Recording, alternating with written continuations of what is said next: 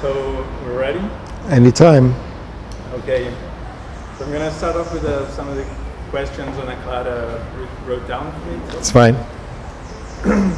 First one is,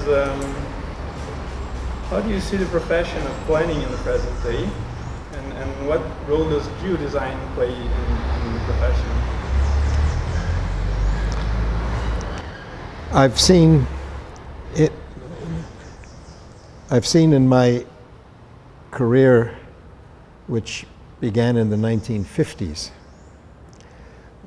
ebbs and flows in planning, from physical planning to economic planning to regional planning to urban planning and urban design to administrative planning and back toward regional and physical planning.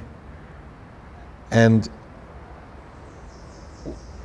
what's interesting is that in some of these periods, the schools were ahead of the profession, and in some of these periods, the schools were behind the profession. And right now, if I look at Europe, North America, what I have seen in South America, and what I've seen in China, India, mainly those countries, the schools are a little bit ahead of the profession. And the reason for that is we're in a period in which administrative rulemaking and regulatory approaches are dominant. And what's happening in the schools is a mix, that some schools in some countries are more producing administrators, and some schools are recognizing two things. One is that the systems in which these administrators are being trained to work are changing very rapidly. The second thing that they're recognizing is that the amount of urban change that the world faces in the next 30 years, let's say, is enormous.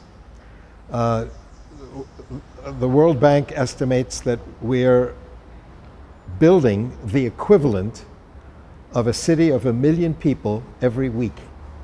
That's not building a whole city, it's adding to the existing cities, but the scale of physical change and systems change is very profound. And some schools are recognizing that we need to educate people to manage these systems, which are changing fast and which are changing through entrepreneurial means rather than bureaucratic means. And so ideas like separation of functions in the city by zoning are less now in forward-looking cities. Complexity is greater. Diversity is greater. And so the idea that you can manage a city through rules is getting less. And so the question then is, well, how do you manage it? And it's much more related to multidisciplinary design, adaptation, temporary aspects of cities becoming more important. And geodesign is at the middle of that, in the sense that it's not treating a city and an urbanistic environment like a building, and it's not treating it like a science. It's a mixture of those. And one consequence, there's a very powerful consequence of that, and that is that normally in both practice and in education, we're more focused on producing specialists. But 50 years ago, 60 years ago, planners were much more generalists. They had to know a lot about a little, as opposed to a little about a lot. And so what we're now beginning to see, largely through geodesign, but not only through that, was a greater attention to multidisciplinary ways of thinking and practicing. And we're producing more generalists because I think we need them. We need 10,000 people who are more generalists. We need them in the next 10 years. And the universities are the only place where they can come from. But their practice will be different from the practice of specialists who know their specialty but don't work very well with the next specialty. And those are changes. Those are, I think, very profound changes and very healthy ones. And the work that I'm trying to do is in the middle of that, because I consider myself a generalist. I have my specialties, but I can talk to lots of people, and my students are trained not to make one design by one student, but to make one design for 15 students, and see how do you manage that process. So I find it a big challenge, and in the last 10 years I've spent my life teaching teachers, because they're not trained because of their education to produce generalists, because they skipped a generation of your faculties around the world are specialists, much more. And I think that's important, by the way, but not enough. It's not enough to solve the very difficult problems that the world faces.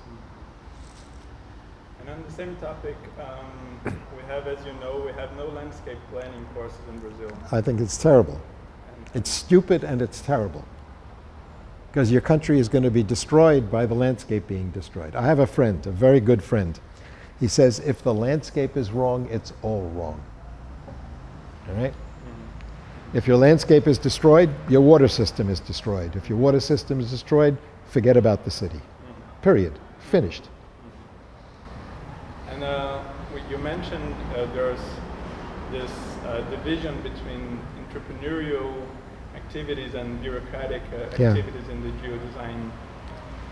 How do you see that? Is there like a middle ground? I think there's a negotiation ground.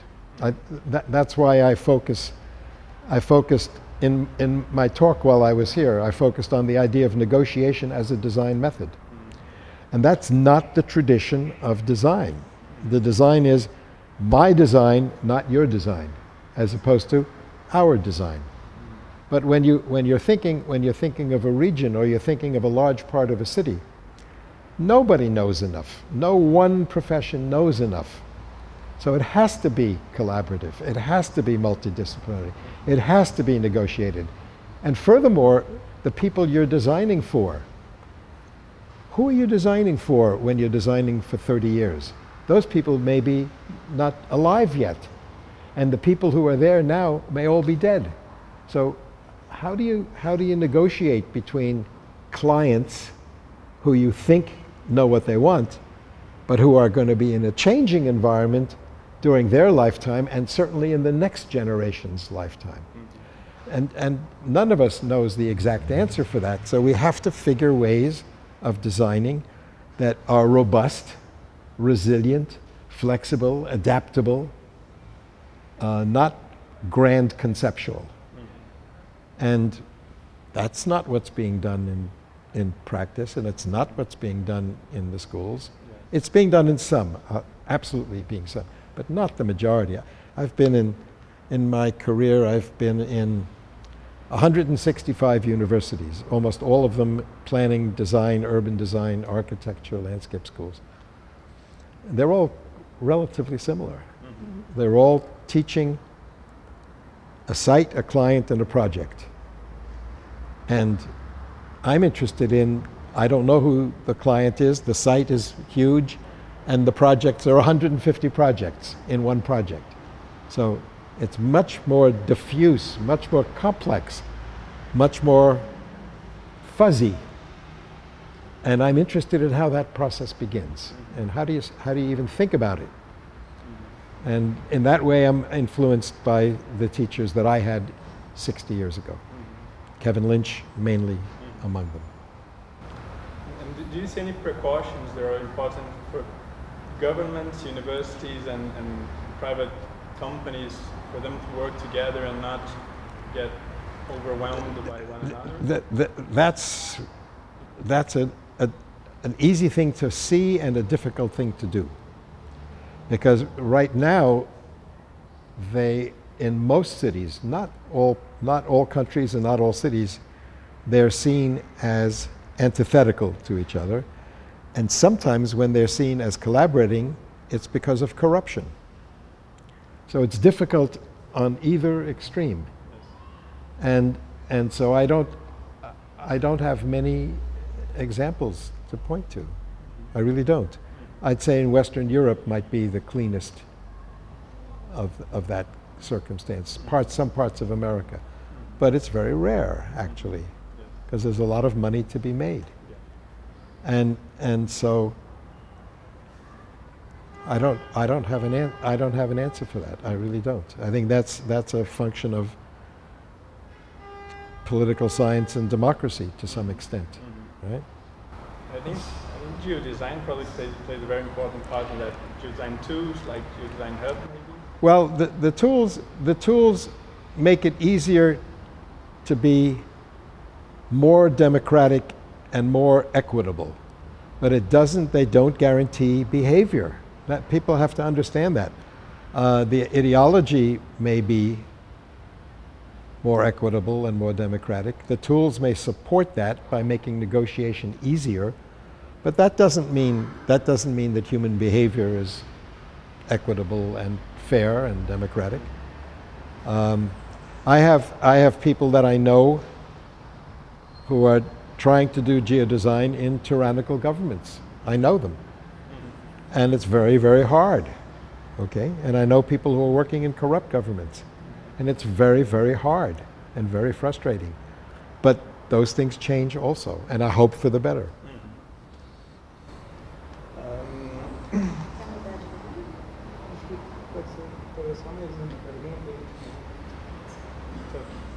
just have one more quick question, and then we'll reset. From your Brazilian experience, what are some of the obstacles you can see for that to overcome the obstacles we have towards territorial planning?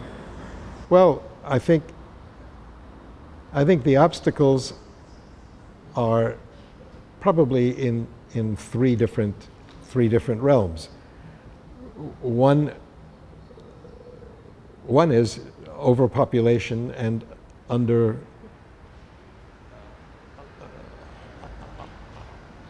income. I mean, the destruction of Amazonia is the obvious one that the world is very much aware of. But it's also government. It's also government not enforcing laws that it has. And I think the schools are to blame as well, because the schools are still in a pipeline of specialties. Nobody's doing this. You have an architecture school here.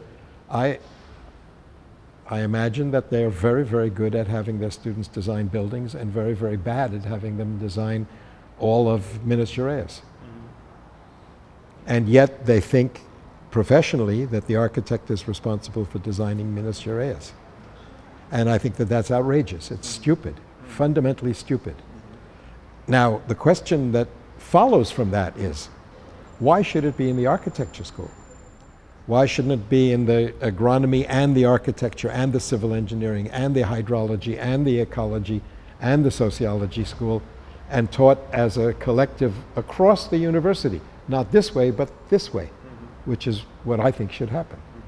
And I've advised many universities along those lines. And then the question, of course, is that the architecture counts, Collegio de Arquitectos, whatever it's called, will say, never, we're the persons. And the engineers will say, never, we're the persons. And the hydrologists will say, never, we're the persons. And they're all wrong. They're just all wrong. If they can't do this, it won't work. Do you think it's rather a question of making the current courses more multidisciplinary, or landscape planning? Working on projects inside the university that require multidisciplinary work, and that the students and the faculties teach each other what they know so that the students have a broad experience in a project that needs to have a solution. All right? So you may remember that a year and a half ago we gave a workshop here on the very important problem of whether the mining in Minas Gerais by 2050 should stop. And we had people from many, many disciplines, including from the mining industry, from the city, from the region, from hydrology, from ecology. We had a very broad group of people. And they had to act in their own interest, but negotiate with each other. I would never hesitate to give the same problem to 30 students from across the university. Solve this problem. Okay. They would learn a lot. And you have 10 faculty members each presenting their own perspectives as professors of ecology, hydrology, mining, economy, and history, for example, as opposed to architecture only. That's a big difference. And those students would have a very different experience. That doesn't mean that they shouldn't have a specialty also, but not just a specialty. They have to have this, and they have to have this, and they're not having this. So what does that mean for the organization of the university? Well, I taught for almost 50 years at Harvard, which has a huge advantage. It's the richest university in the world. And about 10 or 12 years ago, the president of Harvard, who controls a large budget, said what he's going to do is he's going to identify the world's most important problems and only give Central University money that he controls to teams from across the schools. And so we created a very powerful center for the environment, a center for the brain, a center in public disease, a center, by the way, in early education. There are 5 or 6 of them. And what he did was,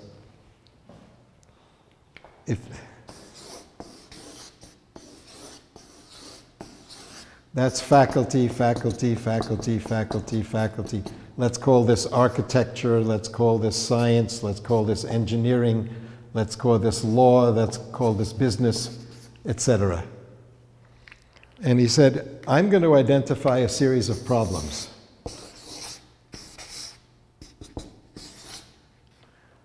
And I'm going to put the money that I have into these problems. And one of them is called environment. And I know that this university has that structure, okay? But the difference is that these schools, they have faculty and they have students and they do research in depth. And these people have faculty, students, and research in breadth.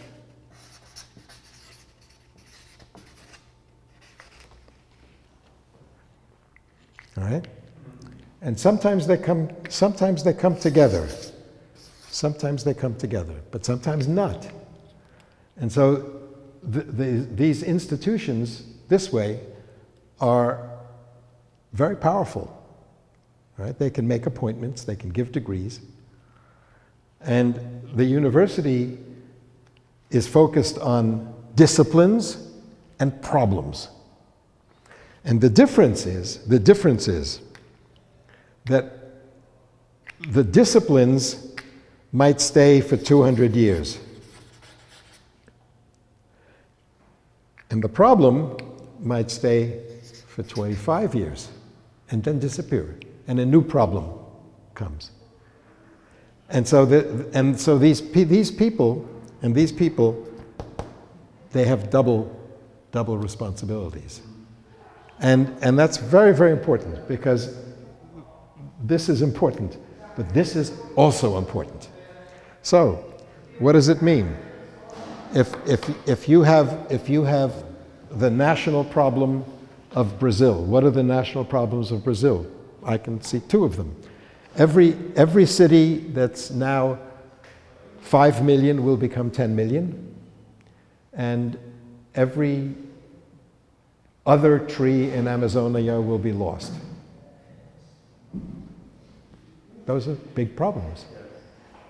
Don't tell me for 1 minute that any one of these can solve that problem. Ipso facto. So now the question is, who's going to solve the problem? Where are these people? And they're not being prepared. So you think it's more a question of creating research that's cross-disciplinary? Yes. More than maybe just proposing a new coastal landscape? That's exactly what I'm saying. I think it's a much more serious problem. Mm. It's a national crisis, actually. And it's not just in Brazil, it's in many countries. And that you can understand how conservative faculties are. Faculties fight for money, they fight for power, they fight for prestige inside the university. But that's, in the long term, that's the death line of the university.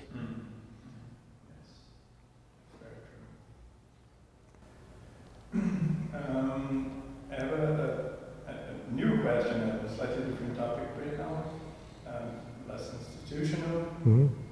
I'd like you to talk a little bit about your most successful workshops, or most successful case studies in geodesign. The most successful, I'll give you two different definitions of success. One is where we made the most important sort of intellectual advances in supporting activity with the tools that we're designing. And then I'll give you a different example where we had the greatest effect in the real world. The most interesting ones were the coastal zone of Georgia, which Rosanna presented in the conference, in which we had 10 counties in the state of Georgia and a regional agency that had to coordinate them.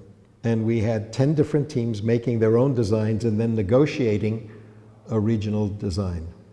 That was very, very important, because almost always you make a set of models that operate across a region. And we said, no, these counties are different. They each have different priorities.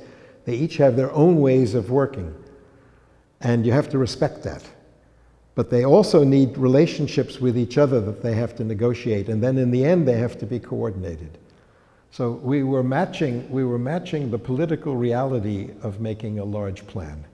That was a very important thing. We were not overly simplifying.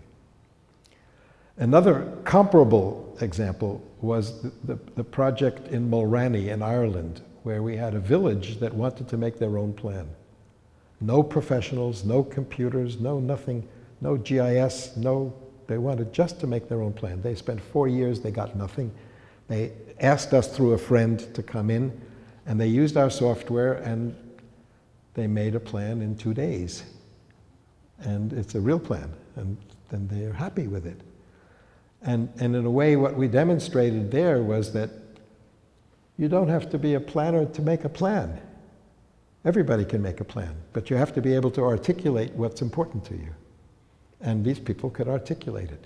And the same thing that Ana Clara Muro and her people showed last week, that after we did the project here the workshop here on the mining, the iron quadrilateral, that the people in the city who Ana Clara and her people trained to go into the favelas, and they trained 14-year-olds to use the software to help their parents make a plan.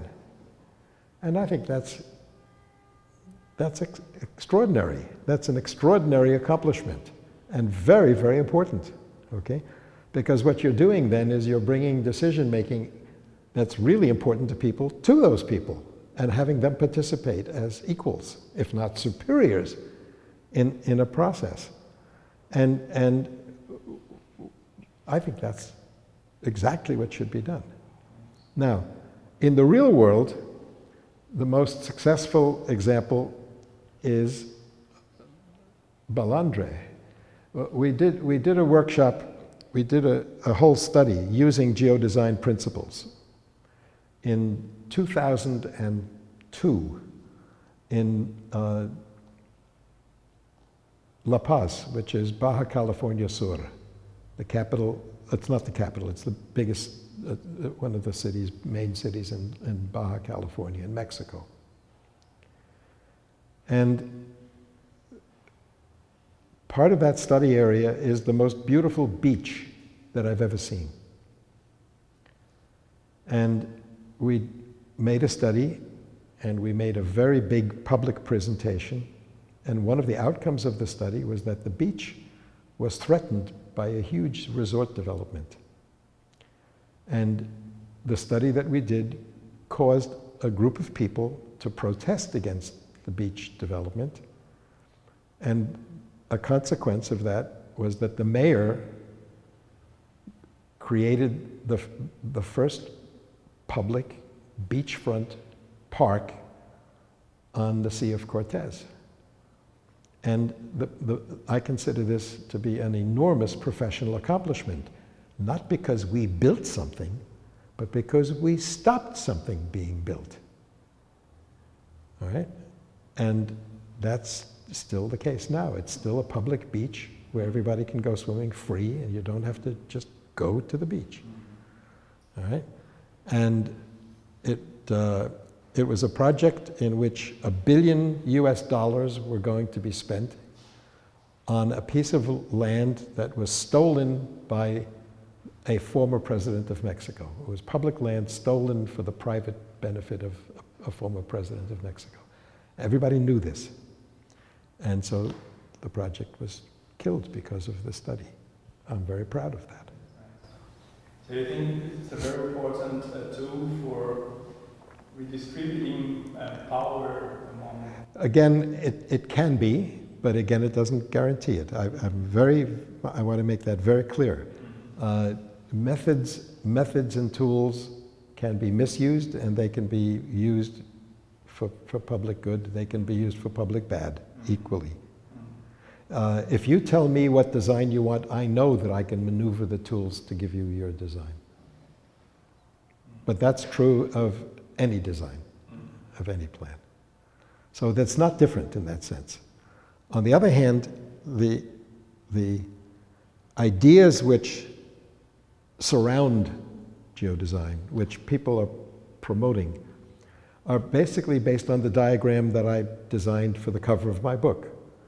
The people, the sciences, the design professions, and the information technology working together. And the people are part of that process. They should be part of that process. They should be the most important part of it. And one of the problems, the experience in Savannah that you mentioned brought to my mind one of the problems we've been facing in design very strongly, and I think in many Brazilian cities and likely in other countries as well, which is a question of jurisdiction. The urban areas often move across lines, city lines, state lines, absolutely. country lines. That's right.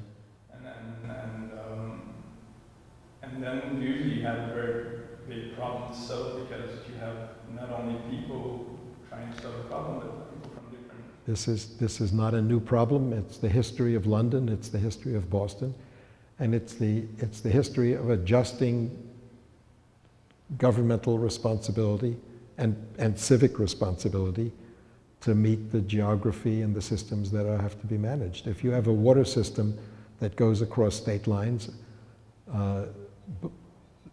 they have to be coordinated. If it's all in one watershed, you can't have one state flooding another state without repercussions. It has to be managed as systems related to the scale that they operate on.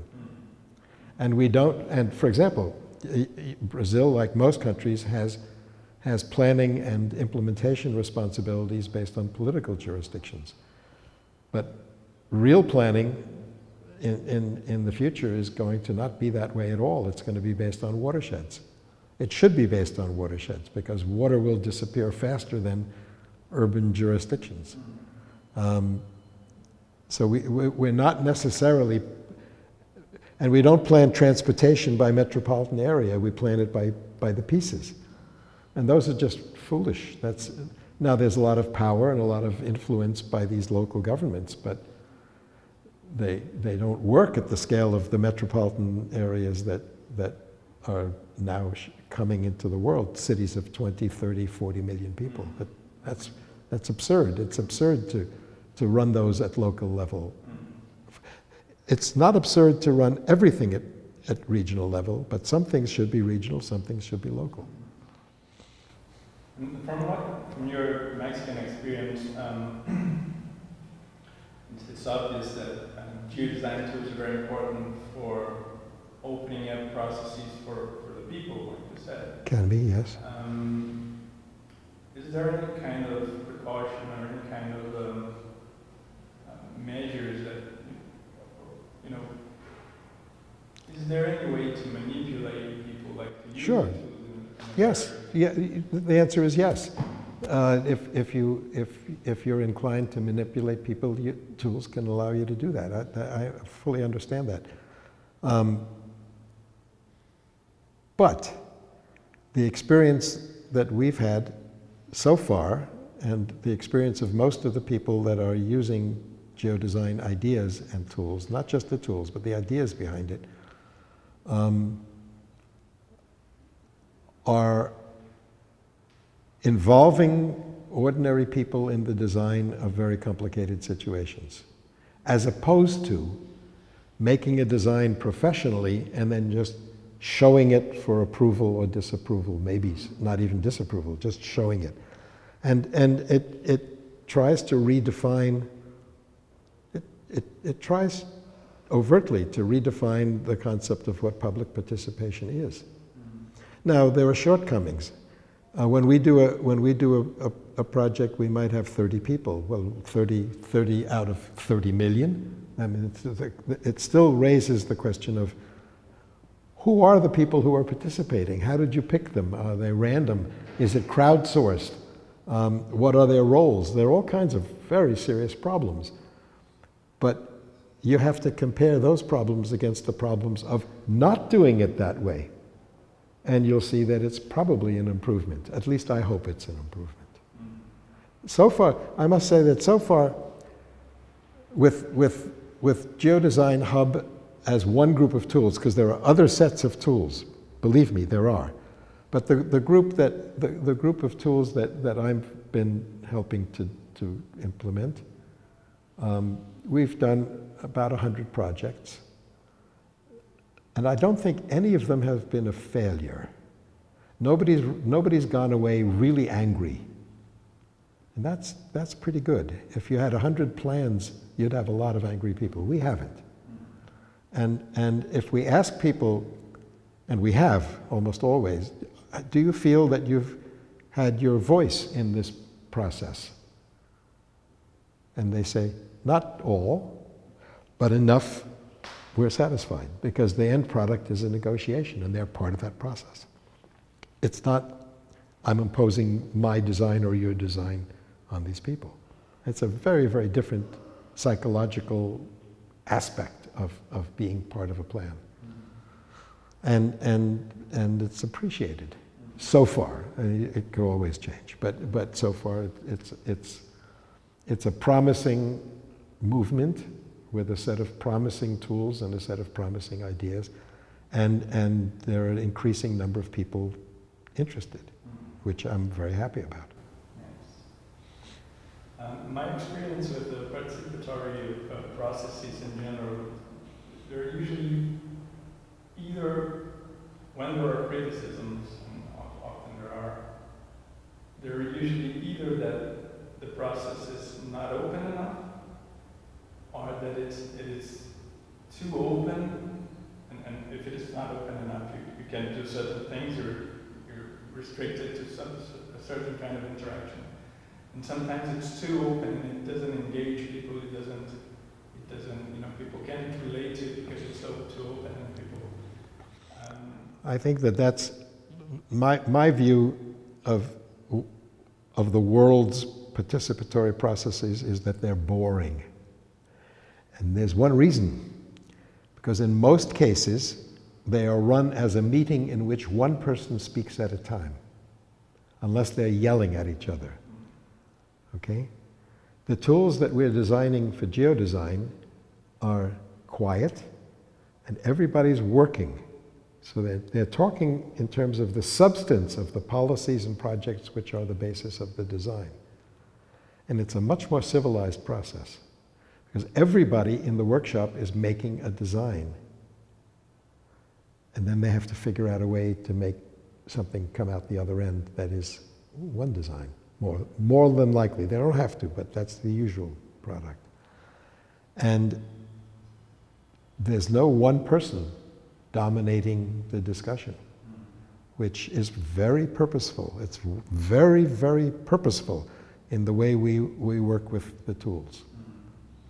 And so if you come and join us, you're immediately put to work, and you're listening to a small number of people, mixed people, that are working toward a single objective, and then you have to merge your objectives. And I think that that's very useful. It's very useful. And do you expect the tools, Geodesign Hub and any other tools that are used for geodesign to evolve over time? Oh yeah, absolutely. They're evolving every day now. Whether they're commercial and being improved, of which there are several, or whether they're a mixture of open source people collaborating together, they're improving very rapidly. I know that almost every week we make a change in what's available through Geodesign Hub, and I know that Esri is improving its system substantially. I know that City Engine is doing the same thing. This is a very highly competitive, not competitive, it is competitive in a sense, but it's a highly adapting set of technologies with people collaborating all around the world, because the internet allows, Rishi Balal, who's the main person behind Geodesign Hub, is working with people in many countries, building API applications that can interact with the core software. The core software has no content. It's just basically managing a design process. But the process that it's managing is based in large part, at least, on work that I and a few other people collaborating with me have done for 50 years. There's, I think it is Ryan Norland who talks about there's a loop, a learning loop, yeah, of when people participate and they learn about it and they that's right. participate further. That's there's a double loop where they feedback on. That's exactly what happens. We've had many people come take a workshop with us and say, we think that this could be improved in the following way. They make an improvement, we take it in and keep going. Absolutely. You see that open source culture is a relevant part of that? The open source culture is definitely a relevant part of it. But there are other technological changes. For example, these are ultimately going to be open source, but they have to feed people, so there's a business involved as well. But the business is to rent services rather than buy software or license software. It's a very different business model, and nobody's going to get very rich.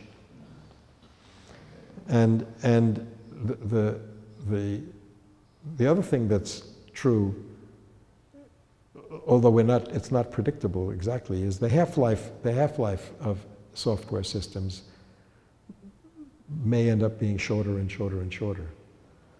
And that's because of hardware changes and computer theory changes as well.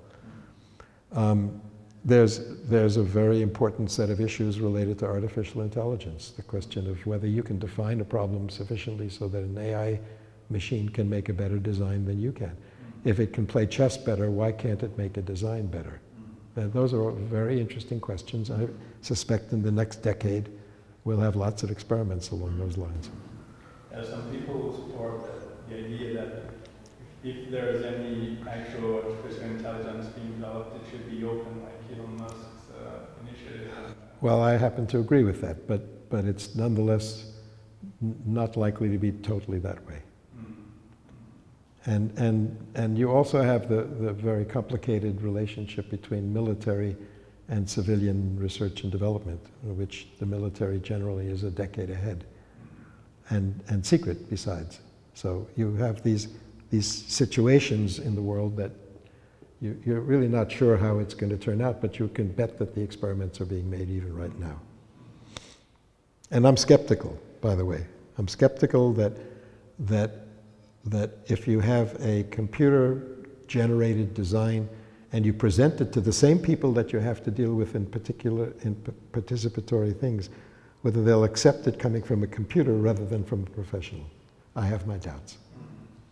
A very important part of the geodesign processes seems to be the gathering and processing of information that is going to serve as the basis maps for the actual processes. When you have a very short time to work on very large scale projects, you have to have data that's reliable, that you can trust, right? Trust more or less. Yes. Not perfectly. No data that is available is perfect, because it's by definition the past. Okay, so it's more rather than less reliable. I'm happy with that. And then at the same time, there are a lot of city level initiatives of open data, and a lot of cities I've heard complain about the fact that they have open data portals and people don't use them or don't interact with them enough. Do you see the connection there? Or? Yeah, I do. I think that's true. I think that the technological assumption that people want to spend their entire day on the computer so that they could participate in everything that they basically elect people and professionals to do is foolish. I think it's a waste of people's time. They have other things they have to do, including feeding their family and playing with their children. And I think that that's a mirage of the technological people. I think it's nonsense, actually. My view is this: if you know why you're doing the study, and you've answered the why questions in my framework, and now you have to go to the how are we going to work questions. It's very important for you to define the 10 or so systems that you're going to be dealing with, and then go up the framework questions, and eventually you'll say, what's the data that we need to do the studies that we need to do to get to an answer? And at that point, my view is get the minimum data, not the maximum data. And I have not yet found an inability to find public sources. I've had some difficulty in some countries where data is secret.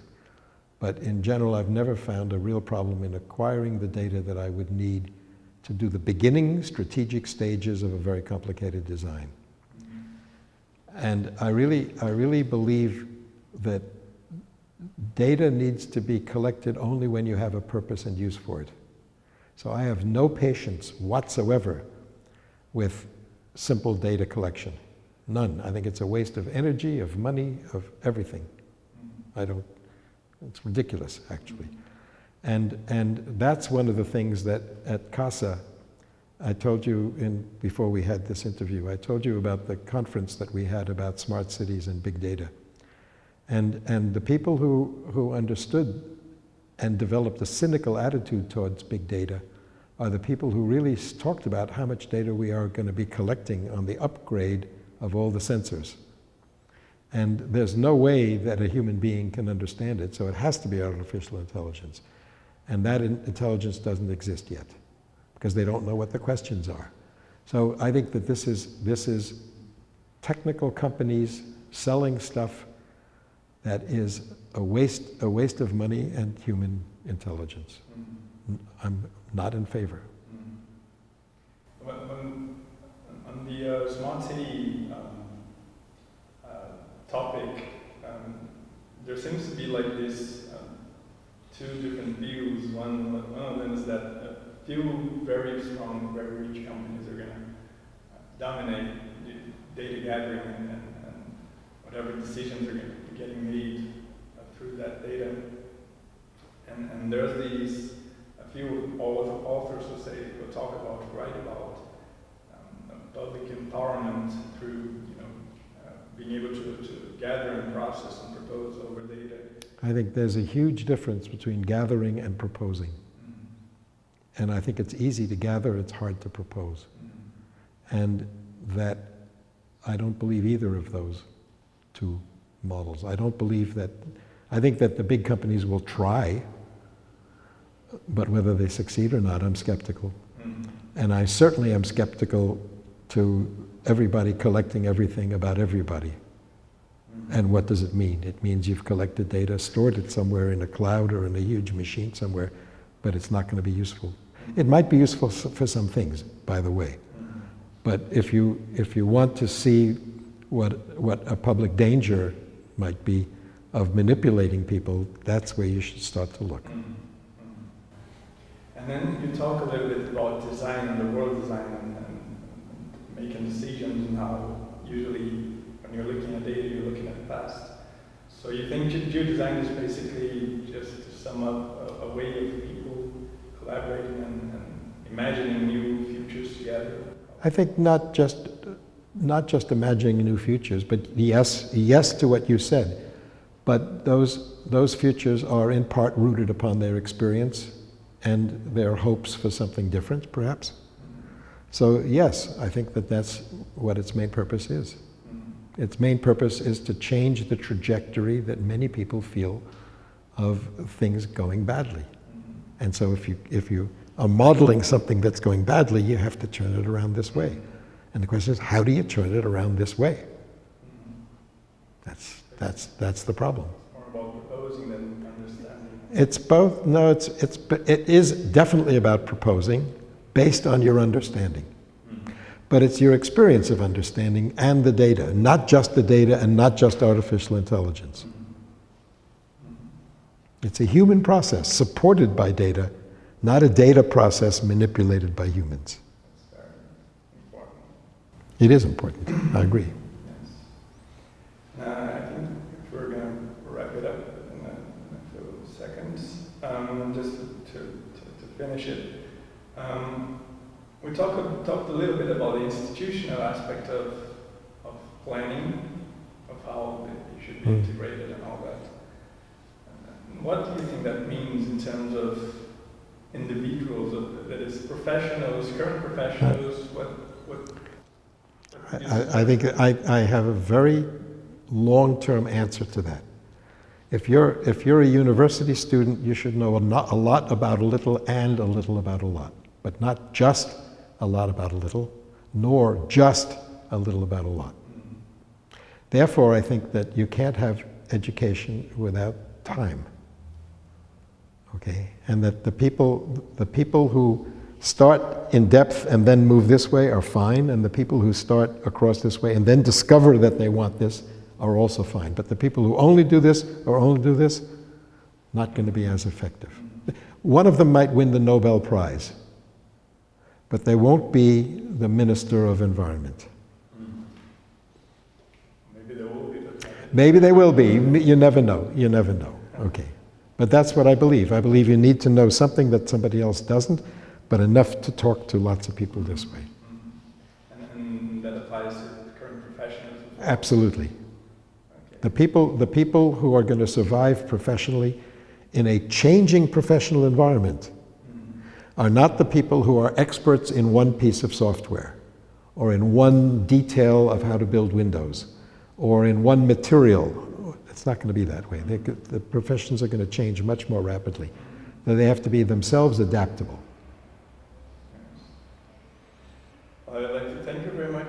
My pleasure. Pleasure. So unfortunately, we don't have the whole afternoon to talk about this. I would like very much to do so.